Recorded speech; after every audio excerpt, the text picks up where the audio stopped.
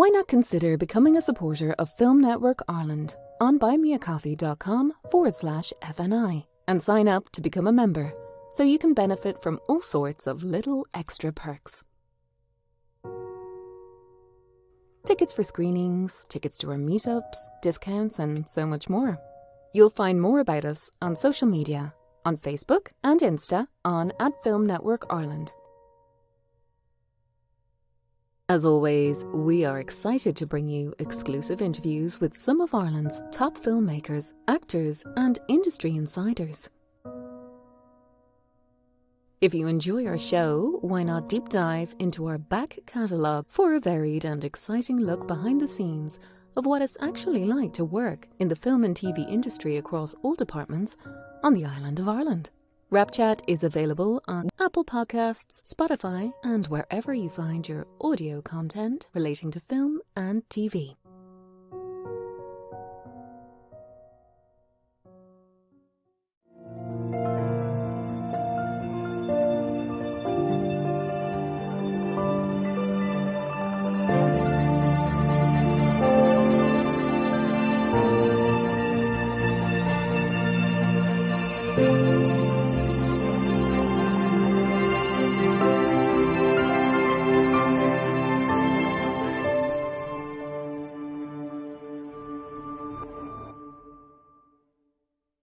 Hello there and welcome to the latest episode of FNI Wrapchat. My name is Joe Griffen. I'm a journalist and screenwriter.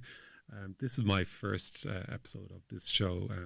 For my first one, I was very lucky to talk to Brendan Canty, who's talking about his debut film, Christie, which played at the Berlinale Film Festival and numerous film festivals across Europe. It won Best Irish Film at the Fleadh recently, which is not surprising as this is an authentic, sweet and hopeful film coming out in August. So I talked to Brendan about working with the Cabin Crew, the young Irish rap prodigies, his background in music videos and, of course, his new film, Christie.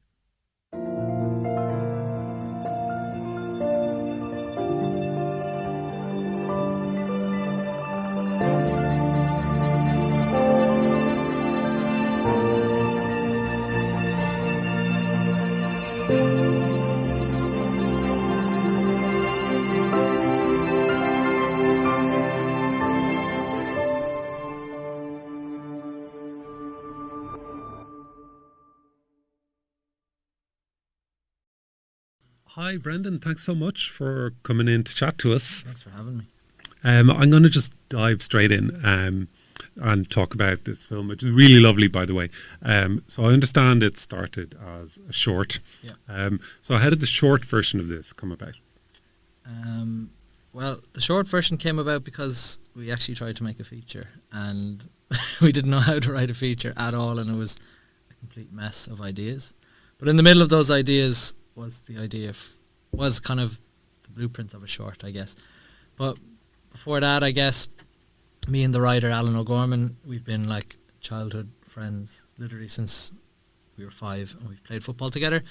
And we always wanted to write a film about some of the lads we played football with. So that was kind of the seeds of the idea of Christie, I guess. And then kind of life experience. Alan worked in a school in Manchester and was around more kids like that, kids from the care system and stuff like that. And in Cork then I had some experiences like I went up to the area Knocknaheeny in the north of Cork where Christie is set on Bonfire Night, which is on the 23rd of June. And it's kind of like Halloween in Dublin, I guess, where people just light bonfires in all sorts of areas of the city, mainly in the north of Cork now. And anyway, I went up to take photographs. It's super cinematic up there. And I came across a group of teenagers drinking around one of these bonfires. The sort of lads that you might like steer away from on a kind of evening in, for want of a better word, a kind of rougher area of the city.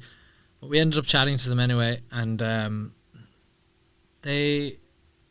of them was really interested in what I was doing. And I was just told him I was a filmmaker, and he thought that was really interesting, and he kind of said, "Oh, I'd love to do something like that." And I, in my middle class naivety, I was just like, "Well, why don't you just, you can just go to college or do this, or it's all free and blah blah blah." And he was like, looking at me like I had two heads. And like this was like a really charming, lovely young fellow. He was very inquisitive about what I was doing, and yet he was just so like, just lacked the confidence to in himself that he could do anything, like, you know, or could do something like that. And aside from that, I think I lived in Dublin around the same time, and I was living in the Liberties, and it was coming up to Halloween, and same thing, there's bonfires about to happen on Halloween, and there was all these scrappy kids, younger than the kids I had met in Dublin or in Cork, kind of anything from like 7 to 12, up at the crack of dawn, workman's gloves on, jumping over fences, robbing pallets from the flats over here to get to their flats, you know, sneaking into like DIY yards, robbing pallets and timber and stuff like that, cheeky, funny, and like full of confidence, full of belief. And I was like, at what stage do these kids become these teenagers in a few years that lose all of the confidence and self-belief in themselves? So that was kind of the seed of the short film. The short film is about a young fella going for a job interview, and it's a job in a DIY store, and you kind of see throughout the short that he has, you know, he comes across those younger kids, and he's like trying to give them, you know, advice on how to build a bonfire. So you can tell he's got DIY skills or whatever, but then when he goes into an interview, he just falls apart because he doesn't have the confidence. And it was, at its heart, was kind of about how friends and community can help you and push you forward and heal you, I guess. And that's how the short started anyway. And the kids are remarkable in it. So for expanding it, was it liberating to be able to expand these characters to feature length, or was it more of a challenge to stretch it? I think it was. I mean, it's a monster of a project, and it takes years. But in a way, it was easier. I think short films are very tricky to write, and like you're trying to like draw out these characters, but you have very little time to do it, and how to get across a story or something that works in such a short space of time. It's quite limiting. They're very difficult to do, and so I found the feature, and I think Alan would say the same thing, quite liberating. But once we did the short film, like we found those kids, the group of kids that are in, and a lot of those kids come from this place, the Cabin Studios, which is a place that teaches kids how to make hip hop.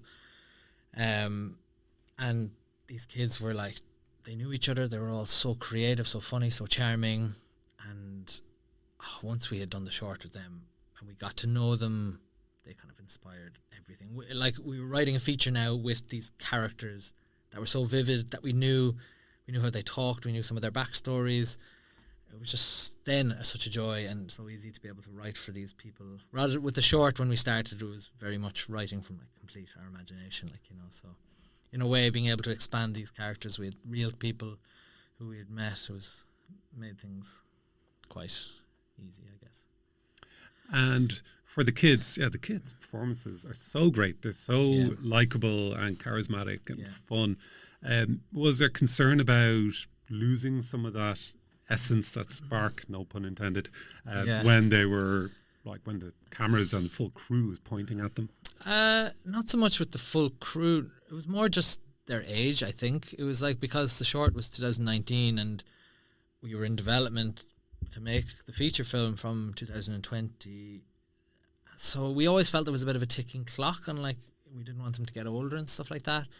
And BBC Film especially were like, they won't greenlight your film unless it's ready. Like, you know, so we knew that, and we didn't want to do it until it was ready either, but we were just keen to get it right. But we got there in the end, I think. But we were a bit nervous, but not with them in front of camera. Like, you know, they're natural performers. They've been on stage and they have each other as well. Like, you know, so, and since the short film, I had spent a lot of time with them during COVID. I did like online workshops with them, like improv workshops, and I'd made music videos for them, and I kind of become part of their community. So there was a lot of trust between me and them, and they had each other, and they had me at the kind of helm of everything, and I just created, my whole thing was just to create this really nice, playful, fun environment for everybody, not just them, for the other actors as well, and the crew and everybody. So like it was a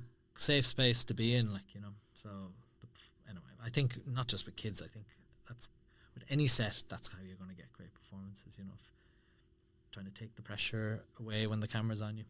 Yeah. It has a lot of the scenes have a nice loose feel to them. Yeah. Naturalistic. Were they allowed to improvise or go off script or expand a scene to longer?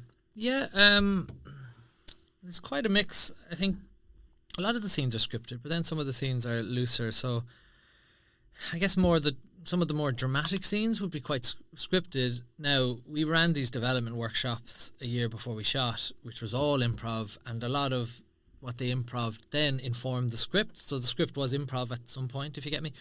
But I mean, they were always free to play with lines and add little flourishes here and there. Always, like, I'd really encourage that sort of stuff. But for the most part, the first-time actors, I mean, they're all rappers, you know. So they're all really good with lyrics and words and stuff. So learning lines was no bother to any of them, like, you know. So like, I found, because I remember going into it being like, how will they be with lines? But they were amazing with lines, you know. So that was never an issue, like, you know. So yeah, we could just, it was never a bother doing a scene with lines or an improv scene and stuff like that. But I really did enjoy, some of my favourite parts of the film are the more improv scenes that are looser and stuff like that. Maybe I'll lean more into that in future and stuff like that. You just give people like some key, you need to hit this point and this point and this point, and everything else is free for improv, you know, and like, yeah, it's very fun. I notice, like, whether it's Tupac or Ice Cube or like a 10-year-old kid from Cork, rappers make amazing actors. It's such a short bridge. Yeah, I mean, a few things. They're natural performers. They're definitely going to be characters, 100%, and they're good with lines. That's kind of it. They're very creative, yeah. But they're also, like, I learned something recently, which is really interesting, because I've always been very curious about what the magic about this Cabin Studios where I found the kids is. And Gary, who runs it, said to me, he was just talking about rap music. I was just trying to ask him about what he thinks it is, and he was like, well, a lot of these kids have been through a lot in their lives, and it's very hard to get anybody to talk about their feelings or what they've been through and stuff like that. But he was like, if you know, you ask them to talk about it, they'll tell you to fuck off. You ask them to of course. Okay, great. Sorry, I heard a grunt back there. That was a laugh. Good. Good. You ask them to write a poem, get lost. You ask them to rap, they're like, yeah, all right. You know, and maybe it's not so forced like that, but you put a beat under them, and that takes away the silence that they're speaking into this void. So like, it almost is a very safe space and for them to talk about themselves and what they've been through and stuff. And that's so true, especially looking back at some of the Cabin songs. I think Gary will very gently encourage these kids to talk about themselves and what they've been through in very positive ways. And so a lot of them have been on this healing journey through the Cabin, and it just makes them very comfortable in their own skin. And yeah, that's what hip hop has always been like. And that's just me talking about the kids, but as you said, that must be hip hop across the board. Like, you know, like, it's very powerful actually when you think about it like that. These people telling their stories and how healing it is to be able to talk about that sort of stuff. Yeah, so rappers, good actors. I mean, I haven't been proven wrong yet. I just kept getting more and more rappers into the film, and they're all great. Like, well, it's the only music genre I can think of that started after music videos. Or sorry, it's like one of the first ones that started after music videos. Yeah, you know what I mean? That's true. Yeah. Like rock and pop musicians and jazz musicians and all that, they were all singing onto just to audiences or to be recorded audio, whereas hip hop and music videos started at the same time. So it would make sense that they would be comfortable on camera. Yeah. That's so true. Just going to pivoting a little bit, one of the many things I liked about the film is that it doesn't quite have villains. So it has obstacles to Christie's better life, but you can see where everybody's coming from, even if they seem like just one-dimensional antagonists. The first time you see them, everybody has something going on. So, and I especially found with the two brothers, it's very antagonistic, but you can always see each one's side of the story. Was that a conscious decision from the start? Massively. And if anything, like, I guess, for want of a better word, the one villain in the piece might be Jamie, his cousin. And if I could go back, I'd maybe like to try and even give him more of, like, you understand why he is in the situation. Maybe it's there. But for Shane, the brother, like, for the first half of the film, he does come across as, like, a dickhead, and he's like someone who's trying to force his brother away, and, like, comes across quite cold and harsh. But it was always really important to me that people understood where he was coming from, because Shane has been through so much trauma, and him and Christy are kind of different. Like, Christy was so young when this trauma with his mum dying and being put into foster care, so he doesn't remember much of the film. Most of the film he's trying to remember what happened to him, but Shane is opposite. He's been trying to bury all that stuff all his life, because he was a teenager when that happened. So but Shane, in how he's like, why he's trying to push Christy away, it's all he knows. Like, it's all he's been told when he was a teenager. It'd be better for Christy if he has the structure of going into a family and stuff like that. That's what's best for him. So that's all that Shane knows. But Shane, they're both foster kids, and they've both been moved around all their life and stuff like that. They're used to things being taken away from him, and now Shane has this family and this unit for the first time in his life, and he's terrified of that being taken away from him. And he feels that maybe when Christy is there, it's perilous. Like, it's like, and it's already stressful. They have a baby in the house, so, like, he's a very stressed man and very understandable. And there's a scene in the middle where they him and Stacey dance in the kitchen, and it's such an important scene for the film, because I think it really warms the audience to him. But it was across the board, I think it was really important to try and give these characters all, like, what's the word, to show that why they are the way they are, and to have empathy towards them. And when we were writing that, were you kind of dialing things up and back? So always, yeah. Dialing up the conflict to make it more dramatic, and then dialing it back to show their perspective? Yeah, always, 100%. Like, there's a scene at the end of the film which I think, I did have conversations with the producers about. Everyone was always trying to, like, sharpen Christie's journey and make it, just to make it as polished, as sharp as possible. But so a lot of things everything was questioned, rightly so. But, at the end, when his cousin Troy tells Shane at the door of his house that, like, where Christy is or something, like, he's at the Bonner or whatever, like, there was suggestions that might be cut, and I was like, no way, because that's his redemption. It was really important, because it's a community film, and that everyone had that, like, as much as I could. Like, I'm wearing a My Neighbor Totoro t-shirt, and, like, that film has no villains in it at all. Like, it's really amazing to see films that don't follow that structure, where there has to be a bad guy, or has to be that tension and stuff like that. There probably is in Christie a bit, but we tried to give the empathy as much as we could to these characters. Yeah, and on that note, I liked how it felt authentic, like Ken Loach or Shane Meadows, something like that. But it's a warm and a sweet film. So was it tricky to provide a hopeful, optimistic film while still maintaining the authenticity? No, because I think the authenticity has the hope in it, and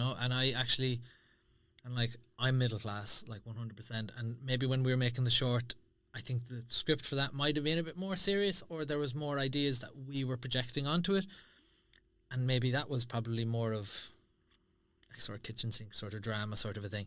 And then we met those kids up there, and you learned that these kids have been through a lot, stuff like Christy or whatever, and they're so, like, hopeful and have this joy, and there's the light and the dark up there, and I don't think it's authentic just to lean in the dark, like, at all, like, and so I think it was actually easier to lean the tone into this way, like, and it's like there's humor in the darkest situations, like, and I had no interest in doing a film that had a dark ending or something without hope. The world's too fucked and dark for that anyway. Like, I've no interest, like, it's like you gotta give hope to people or something. Yeah. But also, like, a lot of films are one note either way, like whether they're misery porn or whether they're I don't think that's authentic. Like, I don't. No, I'd agree. Yeah. there was a lovely, what I imagine was a happy accident when you were, I imagine it's a happy accident making this film, when the two brothers are arguing not far from the River Lee, and it's lashing rain and it's really dark, and it's the kind of moment that I imagine a different filmmaker would have spent a fortune on. Let's get rain machines in, like it looks so dramatic, and it's, the conversation is stormy and the atmosphere is stormy. Shakespeare even had written stuff like that into his plays, like it's raining when something dark is happening. Yeah. So was that like a lovely happy accident? Were you supposed to be shooting indoors that day? What happened? No, we were supposed to be shooting in the alley, and it wasn't supposed to be lashing rain, and it was properly lashing, and we only had one option on the outfits, so we didn't plan for the rain. Obviously it was great, but if they went and did one take of it, or it wasn't even supposed to be one take, if they went and did the scene and got soaked, we were like, I don't think the next take is going to work. So we were all huddled inside this little alleyway. It was sheltered, being like, do we just go for it? And Jan Dimanche, who's an amazing director, who was an executive producer, who was on set that day, he was like, fucking have some balls, mate, fucking go for it, just do it. I was like, okay, I know that's a good idea, but like if we get it wrong, we're bollocksing ourselves, like, you know. But we went for it in the end, and then the one take was like so good, and I was watching it back, and I was just like, I think that's fine. There's only one take of that scene, like, you know, which in hindsight was maybe a bit reckless of me, but it worked. Like, I got away with it. But yeah, that was fun. That was a bit of a tense scene actually to do it, because it was the only scene in the film that was one take, which was nice because it's a different scene from the film, and the lashing rain, it feels so raw, and the lads going at each other. It was script, but they went off the script, and it was so cinematic. Yeah, it was. Yeah, it really worked, and there's some ADR in there as well to tie it together, like, because it was missing some key things because it was messy and raw, but it was real, like, and I think it really worked out. But as I said, yeah, we only got one take of that, and we could have got another, probably should have, but I got away with it. It worked out. It did, yeah. It always does. So, like, amazing performances across the board, but the boy who played Christy was especially great. Was he? Danny Power. Yeah. Can you talk about, I know you used him in the short playing the same role, so can you talk about casting him and then the perils of him growing up, like while you were in between the short and the feature? He's incredible. So we found him, he came through the cabin as well. I think he wasn't a member of the cabin when we cast the short, but he had been. I think he was one of their first kids who came through there, so he was recommended by Gary, who runs the cabin. And in his little audition tape, he was very good, but he wasn't like, he didn't exactly show the ability he had. And I actually had my eye on another kid who was very, very talented, and I wanted this guy. So I kind of was a bit naive, or I was a bit, I didn't have so much experience back then. I should have been more open to the possibilities of other characters, but I was like, I think this guy is going to be Christy. And this kid anyway had some issues and pulled out, and Danny was always my second choice. And like, it was almost when I said to Danny, "You're going to be Christy now," only a few days from the short, it was like I empowered him or something, and this incredible actor just came out of him, and like, he just has it naturally. And in the short film he had it, and it's not that there's been major training in between, like he did Young Offenders, which is a very different beast, but he has more experience, but the talent was there from the start, which is really interesting. Like, I had a discussion about, the boy in adolescence recently with a producer, and he's incredible, and a lot of people said, how do they get the performances out of him? And the director is amazing and stuff, but sometimes you do find actors, young actors, older actors, who just have it naturally, and it's like the kid in 28 years later as well. I haven't seen it yet, but it wouldn't surprise me. You just do find these natural gifted talents who can draw and stuff, and who really can just play or something. I don't know.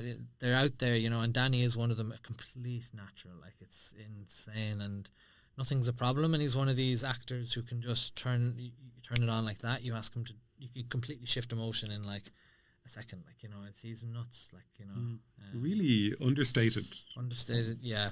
And He's amazing, very intelligent. I imagine it takes a lot of confidence for an actor to play a role like that. Like, he's silent for the first few minutes of the film. He was very still in a lot of pivotal scenes. So did it take a big leap of faith on his part? Was there ever temptation on your end to nudge him certain directions? No, not really. He just had it, like, you know, and he's amazing in those quiet moments. There's just so much in his face, and he's just able to conjure up so much, like, you know. There was never any question about any of that, you know. He just had it. And I mean, the only thing in hindsight I might have done, like, because Danny is like, he will play a scene, and if he's done it right, he'll play it the same and the same and the same, so consistent. He'll hit his line on the exact mark every time, which is nuts for an untrained actor. Like, you know, he's just so crazy talented, and he just has it. It's insane. But if you want something different from him, you have to tell him to do something different. So, like, this is just an experience thing that I learned from the process. I think in future I will really try and push myself to get different options and things, even if I feel like I've got what I want on the day. If I have time, just, you never know what you might need in an edit or something, or how things are going to shift, which is will be still a challenge for me on the day when you think you have something and your ego kicks in or something like that. But yeah, I remember listening to David Mamet in a podcast interview, and I don't agree with everything Mamet said, but he made a good point about acting, which is that in a lot of cases, it's knowing your lines and hitting your mark and saying the lines, and then the difference is often whether you sound right saying those lines, whether you look right saying that. So that seems to be the case with a lot of your young cast, especially your lead. Yeah, I mean, because we knew all of these actors as well, we were so blessed to be able to just write for all of them. Like, we knew their limitations and we knew their strengths, and so there was no scene at all that I was going into being like, can any of these actors deliver this or that? And like, never.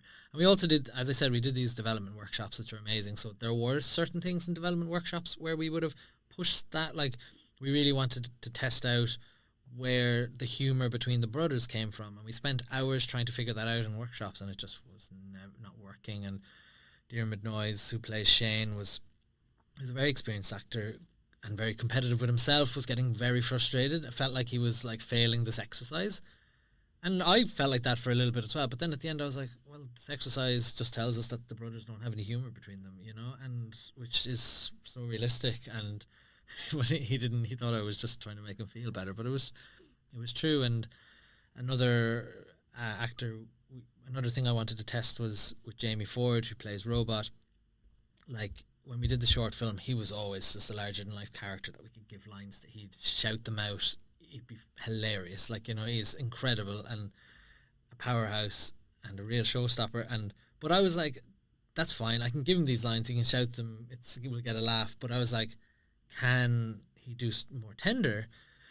So in these workshops we set up like a scene where, like, I remember an improv scene where he went into his sister's bedroom looking for his Xbox controller, and he kind of like blows the door open and he's just like, where the fuck's my Xbox controller? And he notices she's upset and he needs to be like, what's wrong with you? And like, we tried it out and he just had us all like in tears, like, you know, like just his ability to do that. And there's that one scene in the film where he sees that Christy's down. He's like, are you coming to the bonfire? And it's like, what's wrong with you? You know, he shifts those gears. That was because I wanted to do that in the film. But yeah, so we were able to test out any bits like that we were unsure of in the workshops, which is great. Yeah, really nice.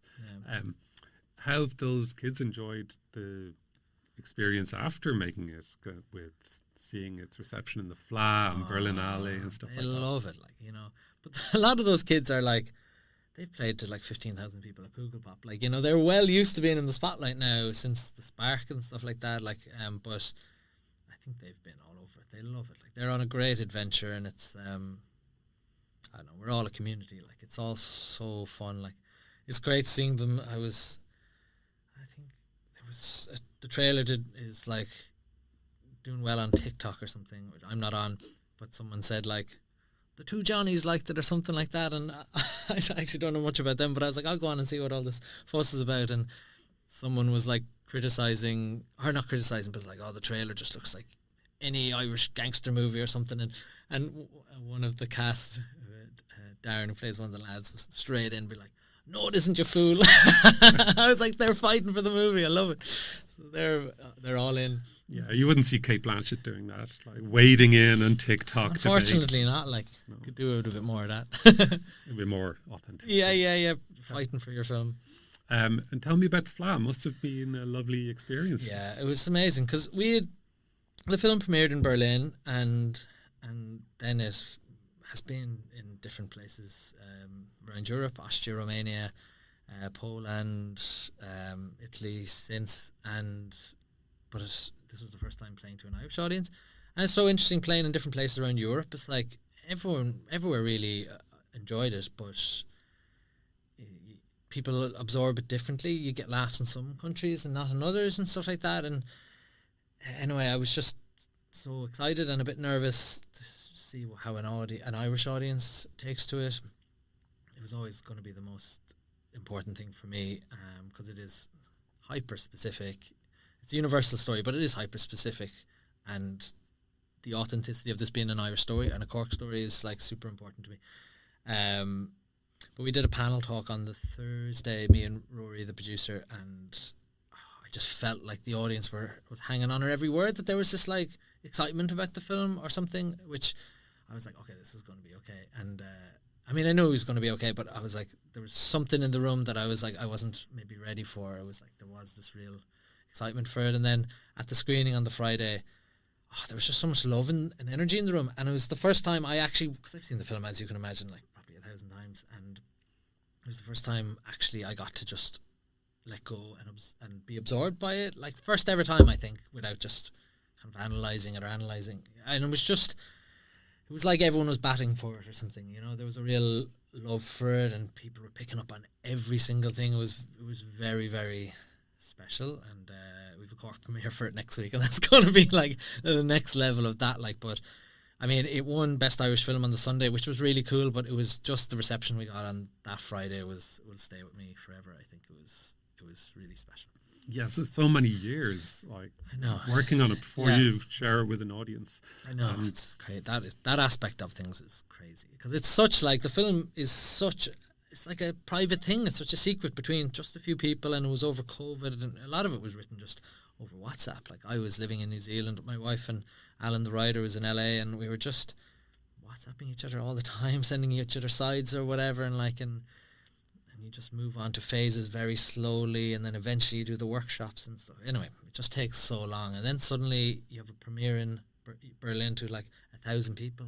It's like, to go from that to that is just, it's really crazy. And do you enjoy this part? Yeah, I do. Especially, I don't know what it is. I'm really glad this is my first film, because it's like, I feel like it's a bit, maybe a bit bulletproof or something, because it's not like it's just a film with these professional actors, you know. It's like there's a community and a heart. There's something extra special, which I'm not sure maybe I will never find again, because you have to come upon it or something like that. And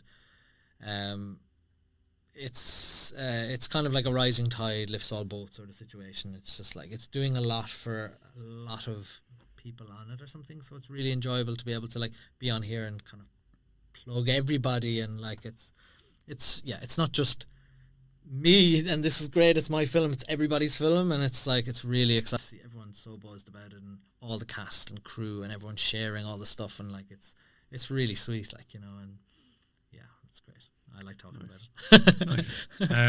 Yeah, I saw in an interview you did at Berlinale, the interviewer, I think, was English, and she said that she gets the impression that the Irish film industry is in rude health at the moment. Would you share that view? I think so, yeah.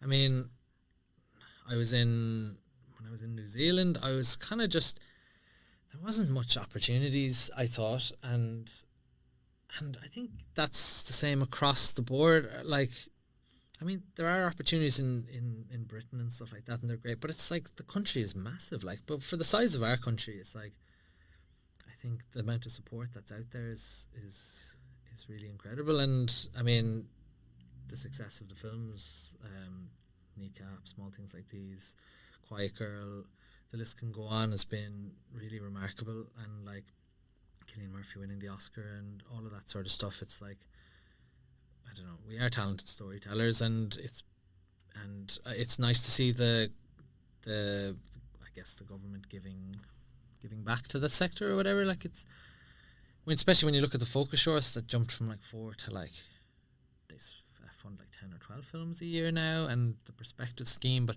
there's also more niche schemes now. Like I'm a mentor on this scheme that helps parents in the film industry now, and there's all other schemes to help just more niche roles and stuff like that. And like, I think that sort of stuff is kind of unheard of elsewhere. I run a scheme for young music video directors and stuff like that, and like that's funded by Screen Ireland, the Arts Council. Like, and I honestly don't think you'd get that anywhere else in the world. So I think it's a very healthy place to be, and I've always stayed in Ireland because I've always felt it's kind of a big fish in a small pond situation. It's like there's less people and there's more opportunities, so it's a great place. And even the film community, like one great thing about Galway is like that room was just filled with my peers, like, you know, and it was like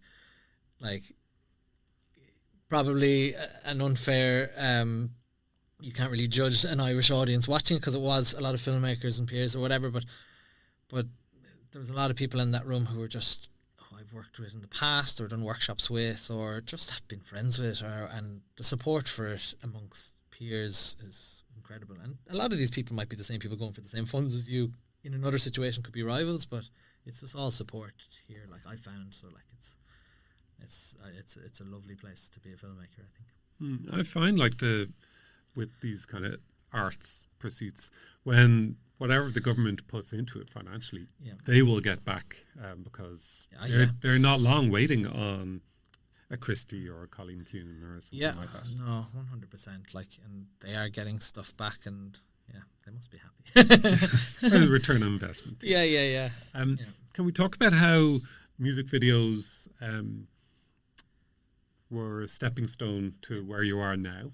Yeah, I think I always say that music videos really helped me find my voice very quickly. Like, I see some of my peers having not come from music video background, making short films, and each short film, I'm like super talented filmmakers, but each short film might be very different from each other because they're trying to find their voice, which is like totally fair enough.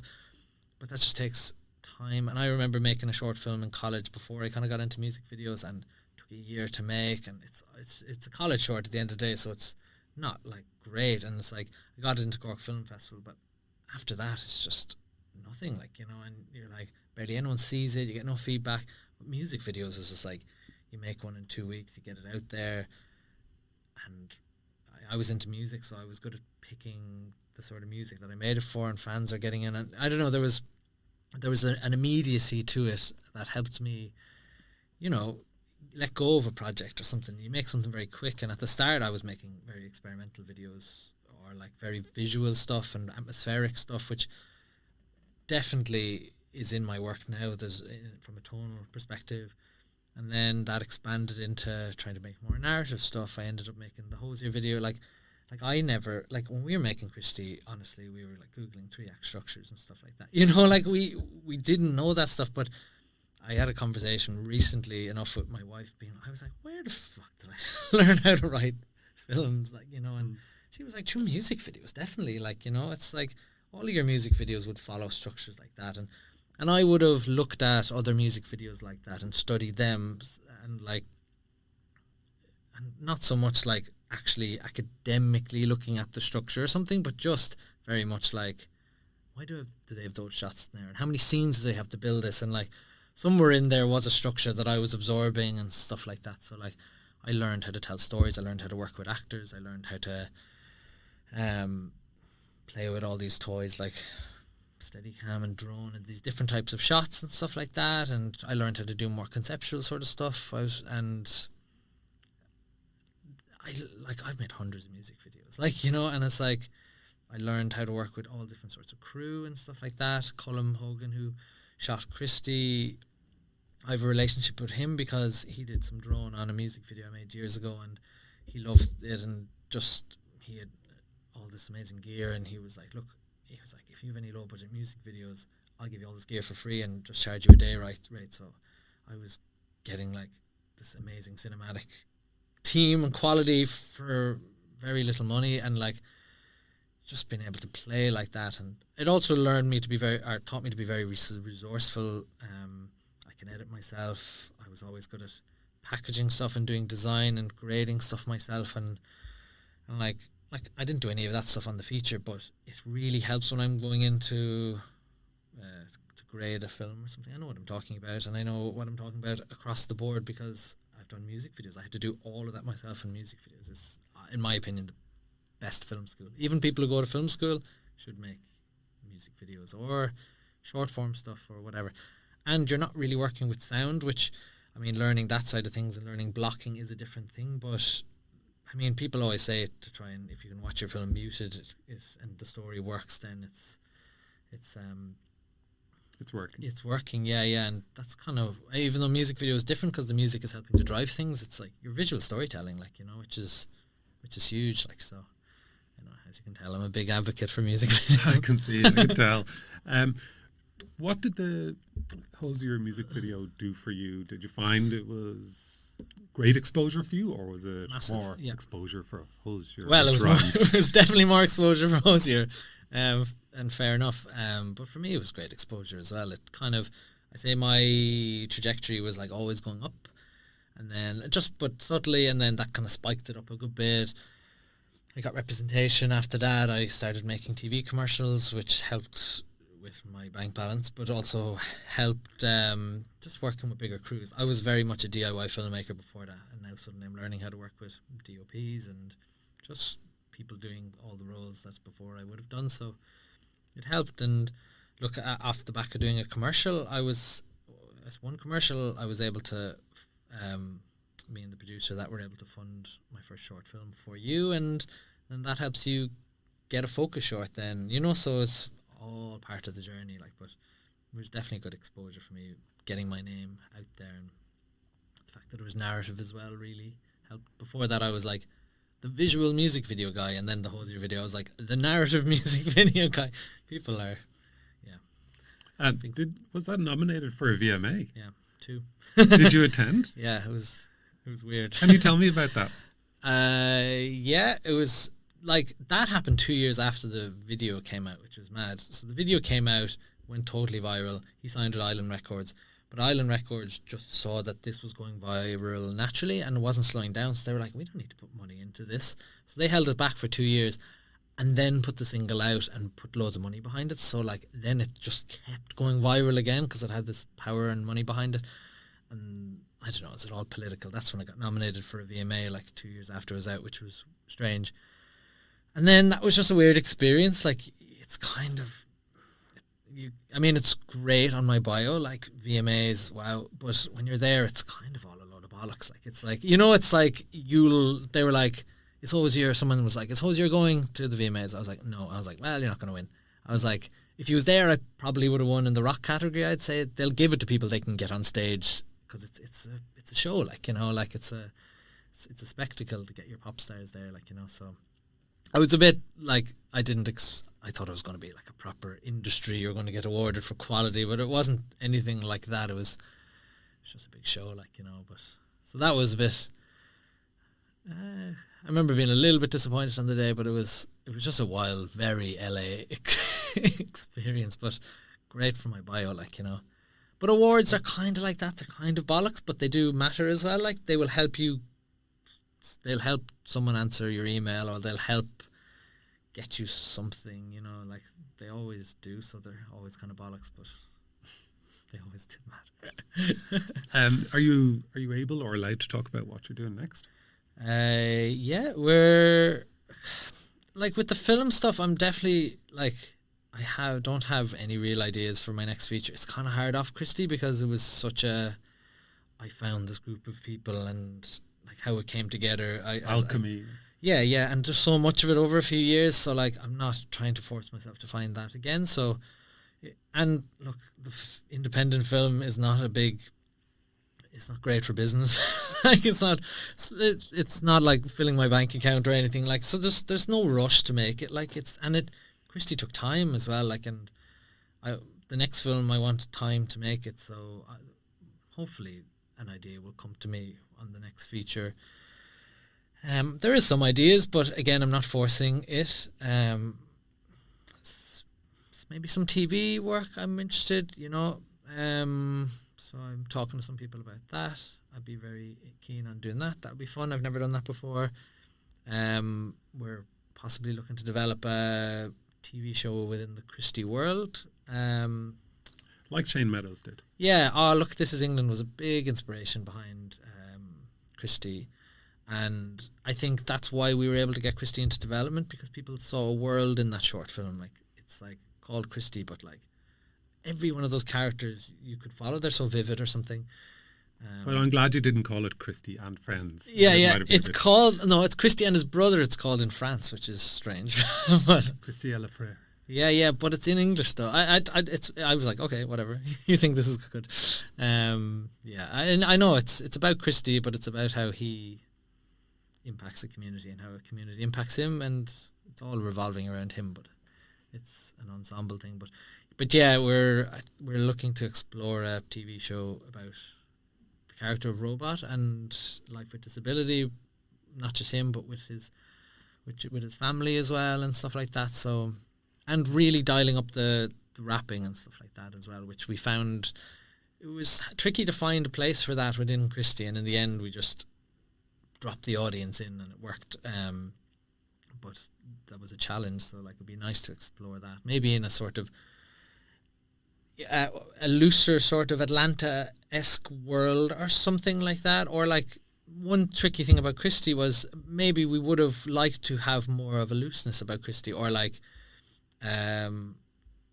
more of a freedom with our storytelling, or to allow more of just the weird, unusual, wonderful world of that area to come into it. But we had to, like, the foster care system, and that's all of that strand was quite detailed, and we wanted to get it right, so it had to be, there was exposition that needed to be in that film, which kind of didn't allow us to so much be a bit more freer. But with exploring a character like Robot, there's a lot you just understand by looking at his, like he's in a wheelchair. You can get a lot from that, so it kind of gives you a lot of freedom to be able to just to explore without. TV would be great for that. I think so, and I think we're lucky with Christie that we have the support in the right places and people trust us. So hopefully we can get that with a TV show and be able to explore that world without having the pressures of making it too commercial or something like that. Great. Yeah. If you don't mind, time-wise, I'd love to just do a quick fire round. Yeah, go for it. Not about Christie. So, is there an actor out there that you'd like to work with whose name you haven't mentioned in public sphere? Yeah, I came across an actress only recently who's incredible, called Vicky Creeps. Do you know Vicky Creeps? I saw her in Phantom Thread. Yeah, I saw her in Corsage as well, and a film in Corlovi Vary called Love Me Tender, which I thought was amazing.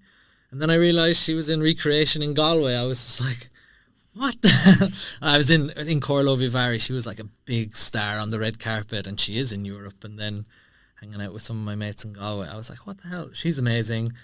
I love Josh O'Connor, and who else? I'm always bad at I love Josh O'Connor. I love Challengers. It's great. Yeah, he's incredible. He's got form at working with Irish directors as well. Does he? Yeah, he did the film about direct provision. Aisha. Oh, that's right. Yeah. That's true. Frank Berry, he is in that. You're right. Yeah. So this is that thing you mentioned about networking in Ireland and how everybody knows each other and there's opportunities. Yeah, and yes, there is. And there's a big Irish scene over in the UK as well, and everything's connected. And I nudged you about this before in case your subconscious is able to file it out while we're chatting. But do you remember the last film you saw? Yeah, because it was 2 nights ago, and it was That They May Face the Rising Sun by Pat Collins, and it was I thought it was beautiful. A real meditation. Beloved. Yeah, meditation on Irish life or something. But he'd be one of my favourite Irish filmmakers. Like Song of Granite is just like my favourite Irish film. So Yeah, and it's been a while. I should have seen that. I wish I could have seen it in the cinema, but I've had 2 young kids, so it's always hard to watch films. So I'm glad you asked that question when I've actually watched a film this week. But I loved that. It was, I don't know, he's like Ireland's Coriaida or something like that, you know. Or Terrence Malick. Yeah, he really is. So I loved that film. Any other directors at the moment you're enjoying? I'm so bad at that. I don't watch that. I can't watch that many films at the moment with my 2 kids. But Ghibli are still doing nice stuff. They are. Actually, it's been such a joy. I've only kind of came into Ghibli in the last few years because of having 2 young kids, and my wife is Japanese, so like she would have grown up with Totoro, and I've just fallen in love with all the storytelling and some of those things. And I think there's a lot I can learn from that with telling Christie and stuff like that, as you mentioned, just like not falling into that thing of there needs to be villains in every piece and stuff like that, and finding the good in everybody. And Ponyo is like that. Yeah, Liam Neeson. Right. It's very strange, but it's beautiful, like, you know. I like that hope and that feeling, you know, and yeah. So yeah, you've had like a lovely start to your career as a feature director, but everyone's faced some rejection along the way. How have you dealt with that in this journey? I think I'm going to go back to music videos. Music videos is really good for teaching. That's a great question, actually, because it's such a big part of being a director, even bigger part of being like an actor or something like that. But music videos, it's like constantly, at one stage of my life, every few weeks I was pitching on a music video and getting rejected. Same with commercials and stuff, and it's part of it. And I've just developed a really thick skin. Like I could put like a week's worth of work into a treatment, and I might get rejected, and I'm just fine with it. It's just part of it. I'll just move it off. So like, that's just me. Maybe subconsciously I've just built that thick skin, but I would put that down to just like the amount of rejection I've faced with music videos and commercials and stuff. But even with Christie, you know, it's like, it's so important to actually say out loud that like Christie, the short film, when we were going for funding for it, we went for this Cork scheme, and it was like for 10k, and it would have been awarded before the focus short would have been awarded, and we would have happily taken it, because who knows whether you're going to get the focus short. And we didn't even get down to the last 4, which is like, I'm not saying we should have, because, you know, everyone's different or whatever, but we were gutted about that. But we kept marching on, because you just don't know like who's going to take something or who's not, like, you know. So like, even with a project like that, which has just had this such a nice flow to it since the short, I guess, there's still been rejection from that and stuff like that, like, and I don't know, I've gotten quite good at it, but through a lot of experience. Do you think working on new ideas all the time is a good solution to that, or a good I think way so. of And look, dealing with it? every idea I've gotten rejected for, I guarantee there's been ideas in that pitch or whatever that I've taken on into other stuff. Like, it's never a waste of time, like, you know. And having your eggs in different baskets helps, right? Yeah, and it's always good to be, look, when I'm coming up with ideas for a treatment or a pitch or something like that, I'm using my creative brain as well, like, you know, and it's like, that's always good. Yeah. Okay, great. Okay, thank you so much It's a for pleasure. coming in. Thanks for having me.